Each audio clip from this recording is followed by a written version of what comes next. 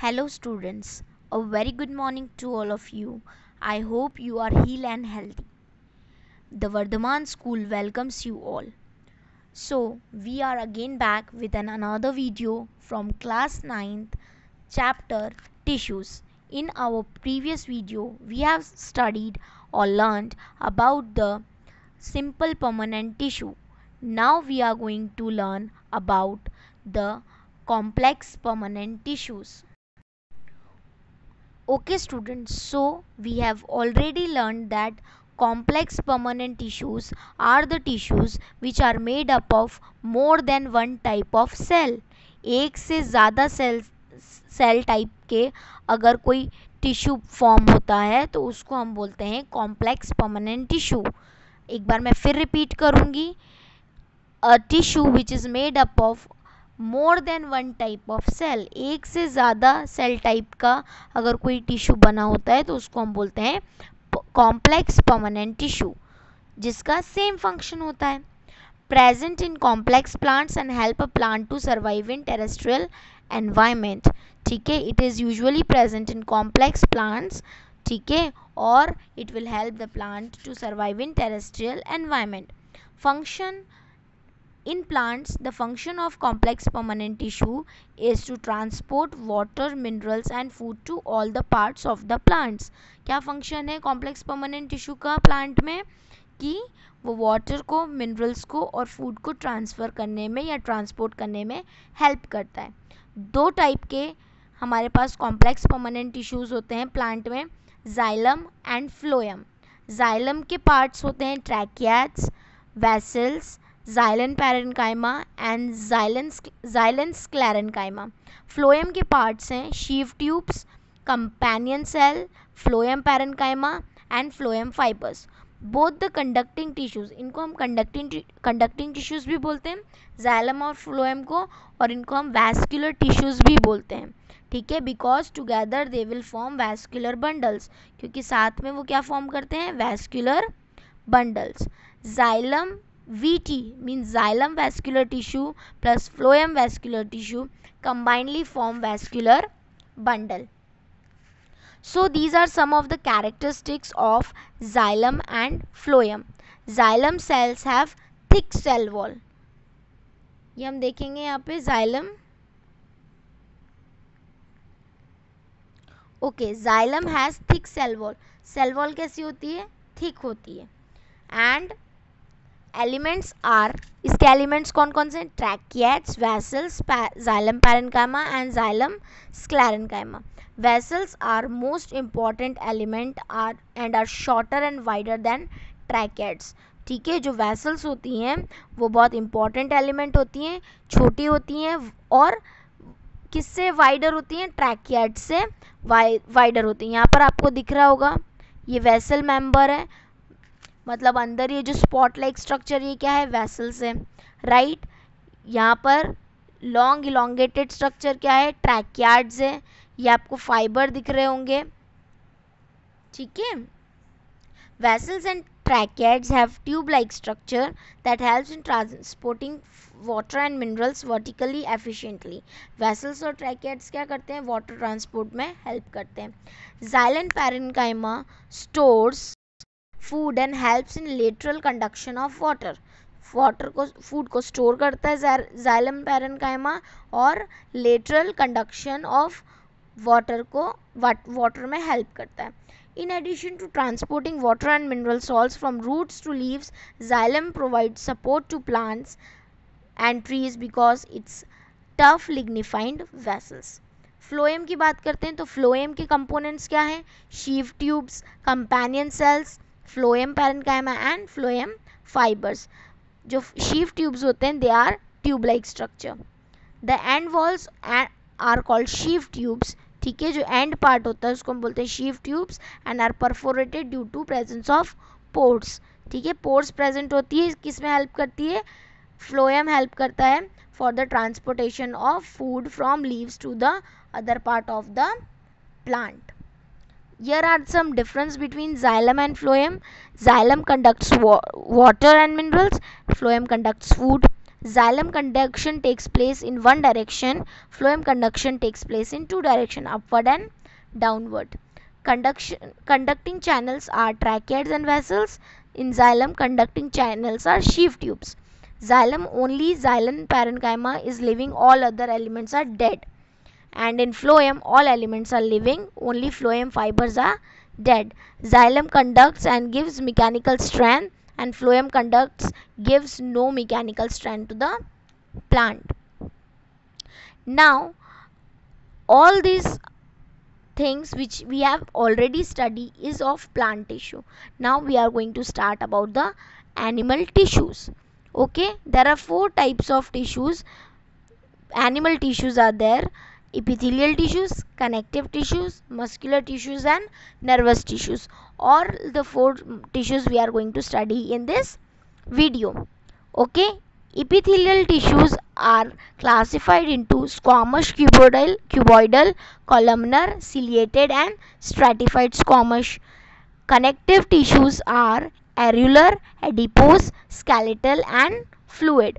Muscular tissues are striated, smooth, and cardiac, and nervous tissue is there. So epithelial tissues is known as the simplest tissue. जैसे plant tissue में epidermis होती है, जो outer layer होती है जो protect करती है सेल को या टिश्यू को प्रोटेक्ट करती है, वैसे ही इपीथेलियल टिश्यू जो होती है वो एक कवरिंग प्रोटेक्टिव लेयर होती है that is separated from underlying tissue by fibrous basement membrane, hence always grow on other tissues. Can be simple, it is made up of one layer, or stratified means made up of so many layers. What are the characteristics of epithelial tissues? They are tightly packed cells to form a continuous sheet. tightly pack होते हैं ताकि ये continuous sheet form कर सके, and they have no intercellular spaces, मतलब cell के बीच में space नहीं होता. लोकेशन क्या है इपीथेलियल टिश्यूज की, कहाँ आप फाइंड आउट कर सकते हो इपीथेलियल टिश्यूज? स्किन में, lining of mouth, blood vessels, alveoli, kidney tubules. It covers the organs and cavity inside the body and separates different systems from each other. As it forms the outer layer of skin, it protects the body from drying, injury and infectious. अब ये जितने भी organs होते हैं, cavities होती है, उन सब की आउटर लेयर को कवर अप करके रखती है, प्लस हर एक सिस्टम को एक दूसरे से अलग रखती है. ठीक है, it forms the outer layer of skin. Skin का आउटर लेयर, जो हमारी स्किन का आउटर लेयर होता है, वो किससे बना हुआ होता है? एपिथेलियल टिश्यू से होता है.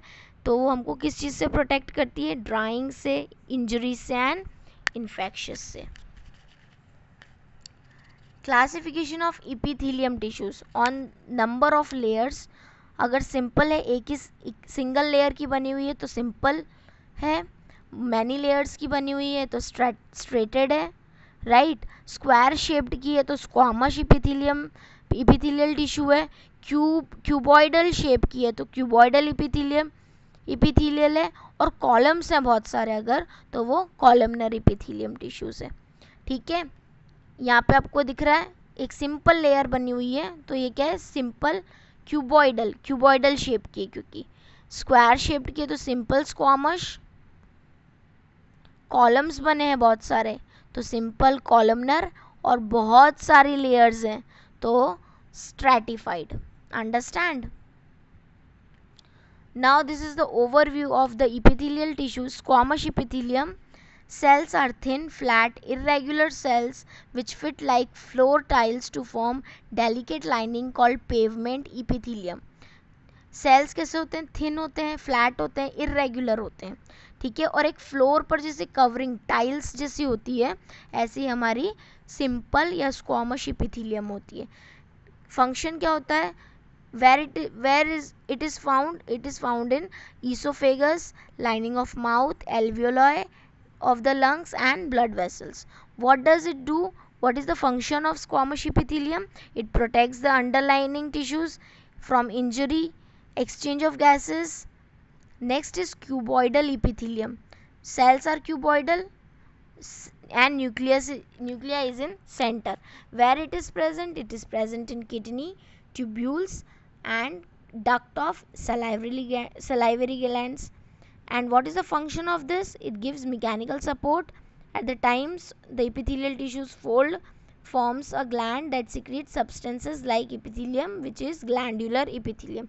कॉलमनर का मैंने आपको बता दिया, कॉलम्स फॉर्म होते हैं. स्ट्रेटेड मतलब जो बहुत सारी टिश्यूज़ के, अलग अलग टिश्यूज़ के बहुत सारे सेल्स के बने होते हैं.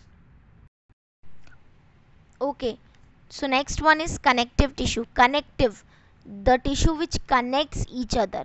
ठीक है, जो दो टिश्यूज़ को आपस में कनेक्ट करे उसको हम बोलते हैं कनेक्टिव टिश्यू. ठीक है. What is the function of this? Binding, supporting and packaging of organs. Bind करके रखता है ऑर्गन्स को, सपोर्ट देता है और पैकेजिंग करता है ऑर्गन्स की. Okay. Few cells loosely packed, large intercellular spaces filled with jelly like substance called matrix. बहुत कम सेल्स होते हैं और जो कि लूजली पैक्ड, लूजली अरेंज्ड होते हैं, जिनके बीच में इंटरसेलुलर स्पेस बहुत ज़्यादा प्रेजेंट होता है. एंड जो इंटरसेलुलर स्पेस के बीच में जो फ्लूइड भरा होता है उसको हम बोलते हैं matrix. So some connective tissues are blood. Blood is a fluid matrix called plasma, which has proteins, salts and hormones, in which RBC, WBCs, platelets are lying. It transport gases, food, hormones and waste to parts of the body. ठीक है. Blood क्या करता है? Blood में क्या होता है? RBCs present होता है, डब्ल्यूबीसीज, प्लेटलेट्स, प्लाज्मा में ये सब प्रेजेंट होता है. तो वो क्या हेल्प करता है? गैसेस का ट्रांसपोर्ट करता है, फूड का ट्रांसपोर्ट करता है, हार्मोन्स का ट्रांसपोर्ट करता है एंड वेस्ट ट्रांसपोर्ट करता है. The next one is bone.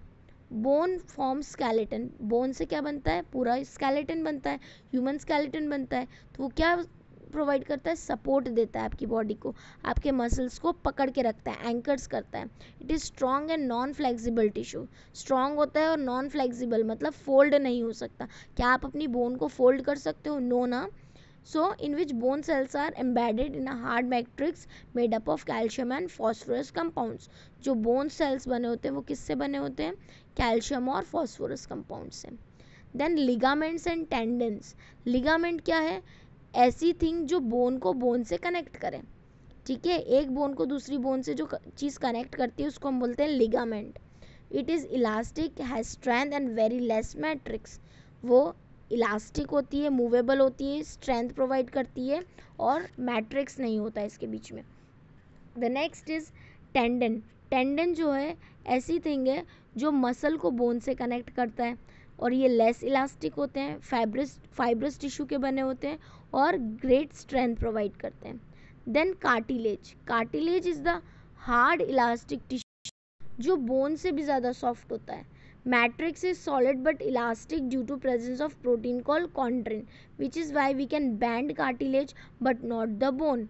ठीक है. कार्टिलेज में क्या प्रेजेंट होता है? कॉन्ड्रिन प्रेजेंट होता है, प्रोटीन जो इलास्टिसिटी प्रोवाइड करता है, इसलिए हम कार्टिलेज को ईजिली मूव कर सकते हैं. एग्जाम्पल मैं आपको देती हूँ. आपका जो ईयर होता है वो कार्टिलेज का बना होता है, तो ईयर को आप इजीली मूव कर सकते हो, फोल्ड कर सकते हो, बैंड कर सकते हो.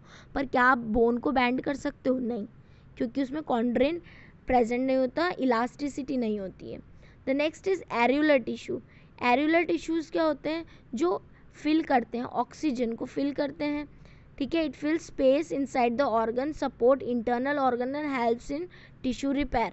किस में हेल्प करते हैं? टिश्यू के रिपेयर मैकेनिज्म में हेल्प करते हैं. Found between skin, muscles, around blood vessels and bone marrow. Then the last one is adipose tissue. Adipose tissue का क्या करते हैं? फैट को स्टोर करते हैं. It is present beneath the skin. Then muscular tissue. Muscular tissue है मतलब function क्या होगा? मूवमेंट का फंक्शन होगा. मसल से आप क्या करते हो? मूवमेंट करते हो ना. ठीक है. अब cells of muscular tissue are long and called muscle fibres. Muscles have special protein. Muscles में स्पेशल प्रोटीन होता है जिसको हम बोलते हैं कॉन्ट्रैक्टाइल प्रोटीन्स, जो कॉन्ट्रैक्ट और रिलैक्स करने में हेल्प करता है आपके मसल्स को. 3 टाइप्स के मस्कुलर टिश्यूज़ होते हैं: striated, unstriated and cardiac. Diagram आपको दिख रहा है स्ट्रेटेड का, अनस्ट्रेटेड का एंड कार्डियक का. सो स्ट्रेटेड मसल्स को आप स्ट्राइप्ड मसल भी बोलते हो या वॉलेंट्री मसल्स भी बोलते हो. ठीक है. तो ऐसी मसल्स जिनका एक्शन वॉलेंट्री होता है. वॉलेंट्री मतलब आपकी विल के अकॉर्डिंग होता है, आपके अकॉर्डिंग होता है. फॉर एग्जाम्पल, अगर आपके टीचर आपको बोलते हैं रेज योर लेफ्ट हैंड, तो आप अपना लेफ्ट हैंड उठाते हो। आप अपना लेफ्ट हैंड उठाओगे किसकी मर्जी से? आपकी मर्जी से, राइट। तो the movement which is under our control, ऐसे मूवमेंट्स जो हमारे कंट्रोल में होते हैं, तो उन मूवमेंट्स को हम बोलते हैं वॉलेंट्री मूवमेंट्स। और वो जो मसल्स करते हैं, ऐसे मूवमेंट जो वॉलेंट्री मसल्स करते हैं, उनको हम बोलते हैं स्ट्रेटेड मसल्स या स्केलेटल मसल्स, ठीक है। अब इसमें दो तरह के बैंड होते हैं, लाइट एंड डार्क बैंड्स होते हैं, right. Skeletal muscles are attached to all bones and help in movement. अगर आप चाहते हो अभी आपका लेफ्ट लेग आगे की तरफ मूव हो, तो वो मूव होगा। अगर आपकी विलिंग नहीं है, आपका कंट्रोल नहीं है, तो वो मूव नहीं होगा, right. So these are made up long, the structure of it is long cylinder shaped unbranched multinucleated, बहुत सारे न्यूक्लियस प्रेजेंट होते हैं। Fibre arrange in the form of bundles and have dark and light bands. Location कहाँ present होते हैं? Striated muscles limbs में present होते हैं, टंग में प्रेजेंट होते हैं, बॉडी, फेस एंड नेक में। अभी क्या करते हैं? Contract quickly but can't remain contracted for a long period of time. दूसरा है अनस्ट्रेटेड मसल, ऐसे मसल्स जिसका मूवमेंट आपके कंट्रोल में नहीं होता। For example blinking of eyes, आपकी आइज क्या तभी ब्लिंक करती है जब आप चाहते हो? No, it will move, it will blink continuously, आपकी आइज कंटिन्यूसली ब्लिंक करती रहती हैं, ठीक है। आप ब्रीद करते हो, तो क्या ब्रीदिंग आपके कंट्रोल में है? नहीं, आपके कंट्रोल में नहीं है। तो ऐसे मसल्स जो इनवॉलेंट्री एक्शन को इनवॉलेंट्री एक्शंस करते हैं, उनको हम बोलते हैं अनस्ट्रेटेड मसल या नॉन स्ट्रेटेड मसल्स। स्ट्रक्चर कैसा होता है? स्पिंडल शेप्ड स्ट्रक्चर होता है, यूनिन्यूक्लिएटेड, सिर्फ एक न्यूक्लियस प्रेजेंट होता है, fibres arrange in the form of sheets and dark and light bands are present. अब इनकी लोकेशन क्या है? एरिस मतलब आइज में प्रेजेंट होते हैं, यूरेटर्स मतलब यूरिनरी ब्लैडर में प्रेजेंट होते हैं, मीन्स एक्सक्रीटरी सिस्टम में प्रेजेंट होते हैं, लंग्स में प्रेजेंट होते हैं, एलिमेंट्री कैनाल में प्रेजेंट होते हैं, ब्लड वेसल्स में प्रेजेंट होते हैं। अब इनका वर्क क्या है? Contract slowly but can remain contracted for long, contract हो तो जाते हैं ईजिली और बहुत टाइम तक कॉन्ट्रैक्टेड ही रहते हैं। सो डोंट गेट फेटिग्ड और टायर्ड, जिसकी वजह से आप फेटिग्ड फील नहीं करते हो या टायर्ड फील नहीं करते हो। कार्डियक मसल्स, कार्डियक मतलब ऐसी मसल्स जो हार्ट से रिलेटेड है, हार्ट के रिदम को कंट्रोल करती है, उसको हम बोलते हैं कार्डियक मसल्स, ठीक है, जो ब्लड को पंप करने में हेल्प करती है। स्ट्रक्चर कैसा होता है? Short cylinder shaped branched cells, uninucleated, single nucleus present होगा और फाइबर्स अरेंज होंगे एक नेटवर्क में। कहाँ प्रेजेंट होता है? वॉल ऑफ हार्ट में। वर्किंग क्या है? कॉन्ट्रैक्ट होता है एंड रिदमेटिकली रिलैक्स्ड भी होता है। Therefore we do not feel fatigued और tired. The last one is the nervous tissue.